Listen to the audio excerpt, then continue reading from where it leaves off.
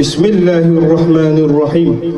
Elhamdülillahi Rabbil alemin. Vessalatu vesselamu ala Resulina Muhammedin ve ala alihi ve sahbihi ecmain.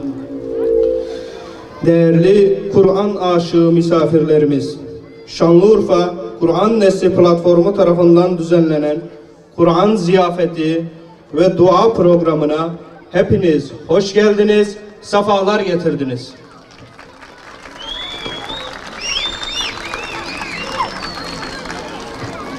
Yüce Rabbimiz Araf suresi 204. ayet-i kerimede şöyle buyuruyor: Kur'an okunduğu zaman onu dinleyin ve susun ki size merhamet edilsin. Değerli misafirlerimiz, sizlere programın akışını kısaca arz etmek isterim. Günün anlam ve önemine dair yapacakları selamlama konuşmaları, Kur'an-ı Kerim ziyafeti, ardından dua ve kapanış olacaktır. Evet kıymetli misafirler, şimdi Kur'an Nesli platformu adına selamlama konuşmalarını yapmaları üzere Fadullah Güneş hocamızı kürsüye davet ediyorum. Bu Kur'an kendisiyle uyarılsınlar, Allah'ın tek ilah olduğunu bilsinler ve akıl sahipleri düşünüp öğüt alsınlar diye insanlara bir bildiridir. İbrahim 52. Platformumuzun kuruluşunun temel amacı bir hayat rehberi olan Kur'an-ı Kerim'in okunması, anlaşılması ve nihayetinde hayat programı olarak yaşanmasını sağlamaya yönelik faaliyetler yürütmektir.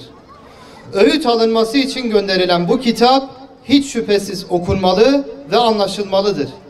Hayatlar onunla yön bulmalı, gündemimizi Kur'an'la tayin etmenin, zihinlerimizi Kur'an'ın nuru ile aydınlatmanın gereğini anlamalı ve tüm çaba ve gayretlerimiz bu doğrultuda olmalıdır. İman varsa imkan vardır düsturuyla hareket eden platformumuz her geçen sene çalışma sahasını genişletmekte olup faaliyetlerine yenilerini eklemektedir.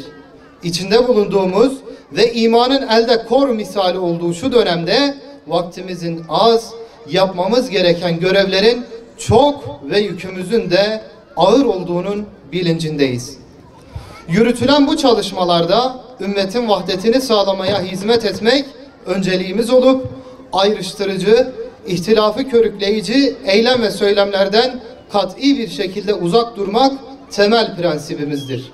Aksi takdirde biliyoruz ki düşmanların topluca savleti zamanında ihtilafı körükleyerek ümmet cephesinde yeni gedikler oluşturmak İslam'a ve Müslümanlara büyük bir ihanettir. Euzubillahimineşşeytanirracim.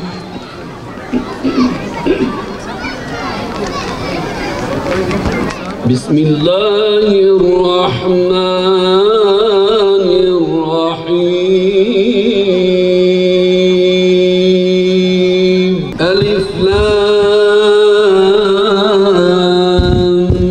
ra. Tilka ayatul kitabil mubin.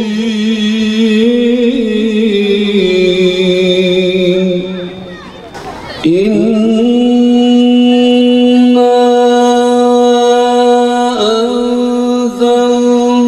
enzelnahu Kur'anen Arabiyyen ve men yuti'illâhe ve rasûlehu faqad fâz.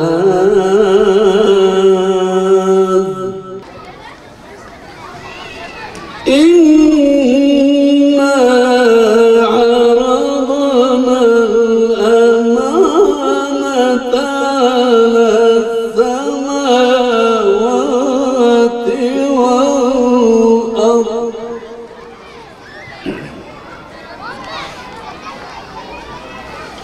wal-ardi wal-jibali فأبين أن يحملنها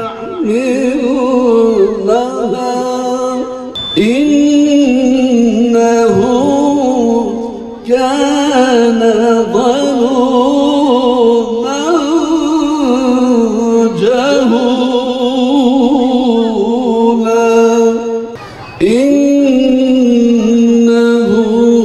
كان ظلوما جهولا ألا تطغوا في الميزان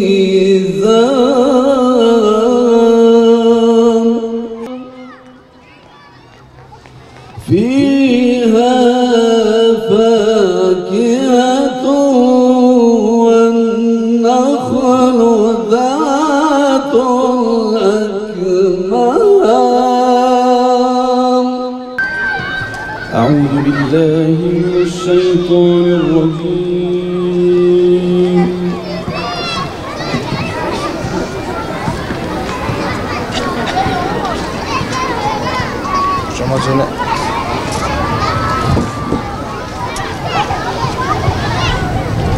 بسم الله الرحمن الرحيم.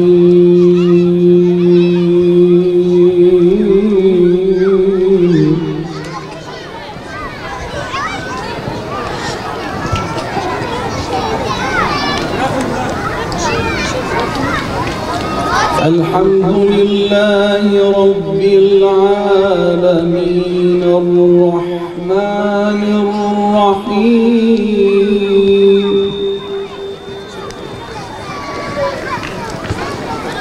مالك يوم الدين إياك نعبد وإياك نستعين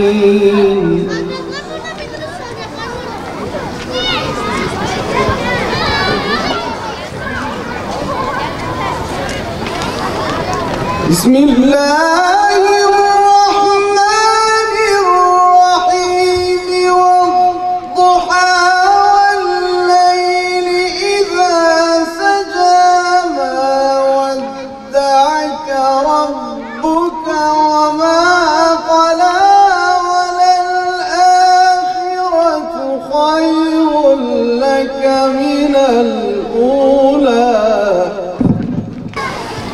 لقد خلقنا الإنسان في أحسن تقويم وإذ قال إبراهيم رب اجعل هذا البلد آمنا واجنبني وبني أن نعبد الأصنام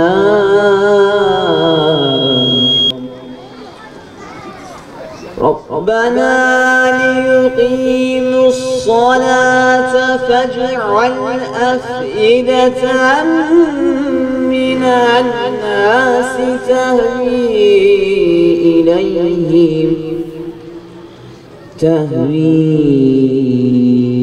إليهم وارزقهم من الثمرات لعلهم يشكرون وما يخفى على الله من شيء في الأرض ولا في السماء. Bizler biliyor ve ikrar ediyoruz ki senden başka çalacak kapımız, senden başka tutunacak dalımız yok. Seni istiyor, sana yöneliyor ve yalnızca senin rızana talip oluyoruz.